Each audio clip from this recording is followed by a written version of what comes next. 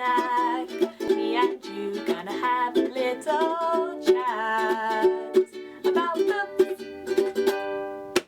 Hi guys, so I am here today to do a book review, and the book that I'm going to be reviewing is book number 3 in the Dresden Files, and this is called Grave Peril, and this is by Jim Butcher. So this one is the third one in the Dresden Files, and for me, unfortunately this one just didn't feel quite as exciting as I had hoped.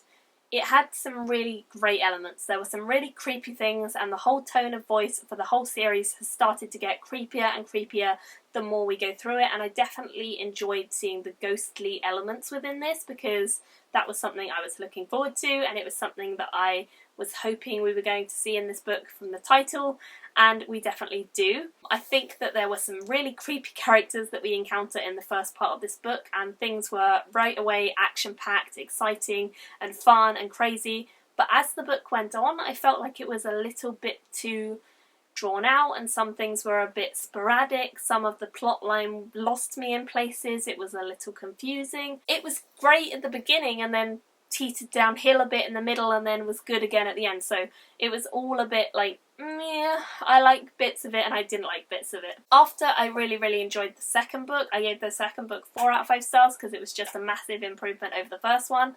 I was hoping that this one was going to either stay on par with that one or continue up from that one, and for me it just was a little bit backwards. I feel like some of the misogyny that we saw in book number 1 was massively toned down in book 2, and then in book 3 that came back a little bit, not necessarily loads, it wasn't up to the same level as book 1, but it was still there, it was still prevalent. I feel like hopefully that's going to tone itself down again to the level of book 2 once more in the future books. I don't know, we'll see. I don't want to dwell on it for too long because I've already mentioned it in my past 2 reviews. This book, as the name suggests, is largely focused on these supernatural elements such as vampires and ghosts, and the way that they fit into the society that Dresden is a part of. The ghosts of the world seem to be really getting rather wound up, and things are getting a little bit crazy. The borders between their world and the normal human world are getting a bit dim, and all these creepy ghosts are kind of crossing over and doing these bad things. So Dresden, our wizard private investigator, is invited in to help out and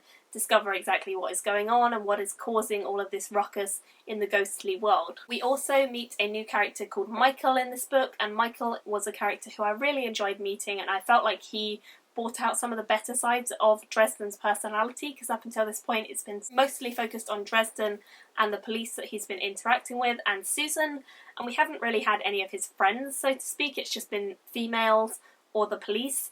So I was happy that we got to see that he does actually have some sort of a social life in a weird way, a magical social life, shall we say, because Michael is magical too. And I was happy that Michael came into the story because I felt like he definitely brought out some of the better sides of Dresden, and they together worked well as a duo. One element that I did really like was the creepier, darker tone of voice for the writing style. As I said, some of the ghosts got up to some really creepy things and we were thrown straight into the action. We get to see our main character Dresden take on some rather nasty things and deal with some rather horrific situations, messed up situations, which to me seemed like they were more vividly described and more immersive than the last few books, so that was good. And we also get a few more magical interactions with the other side, like the magical realm, in this book than we do in the past few books, so it seems like we're getting more of an overall story emerging over time. I felt like the introduction of Leah the Faerie and Michael was also fantastic because both of them were fully imagined and really interesting characters. I felt like Michael was a character who I could instantly connect with. He was great, he was well developed, he seemed really fun and friendly, and it was easy to imagine him as a real person. And then Leah is this kind of badass fairy godmother type person who is quite demonic and quite representative of old fairies, like bad fairies and the Fae, rather than like happy-go-lucky little fairies with wings like Tinkerbell, not that sort of fairy. So it's pretty cool to see the two of them and see them into the story and how they connected with Dresden as a character. My biggest niggle with the story was that I felt as though it was a bit all over the place. As I said, I felt like some areas of the plot I got a little bit confused about exactly what was going on and exactly what was real and what was imagined and what was in a dream, and all of this stuff, again, a little bit confusing. It's still fast-paced, it's still fun, it's still easy to read. One other issue that I felt was a little annoying was that everything seemed to resolve itself pretty quickly and quite abruptly, and this seems to have been the case for the past few books, but this one in particular, everything suddenly was like, oh, it's okay again now. So yeah, to me, I feel like it should have taken longer, or it should have been more concise or more easy to follow the way that it all got resolved, but I was reading it late at night, so who knows, maybe I just was too tired to follow it. But I did feel like there were some elements that could have definitely been improved, and I'm sure that is something that will come as Jim Butcher gets better at writing with more experience and the later books in the series.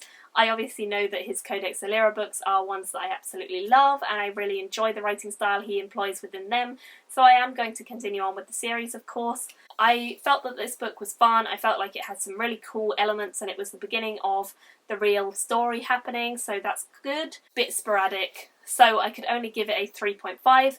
Still a good rating from me, still a lot of fun, and definitely a series I want to continue on with, because I hear that book 4 and 5 are really great, and I'm supposed to be starting book 4 sometime later today, so I'm looking forward to that. I will definitely be reviewing them as and when I go, and I can't wait to see how the story develops, and hopefully have some of the characters that we met in this book come back into it in a great way, because I really, really enjoyed them, and I think that they will be fantastic. So hopefully it continues to just grow and get better and better as it goes. Thank you all for watching. I would love to hear your thoughts if you guys have read the series. What do you think about this book in particular? What do you think about the next books in the series? Let me know down below. Thank you all for watching, and I will see you all very soon in another video. Bye! Me and you gonna have a little chat.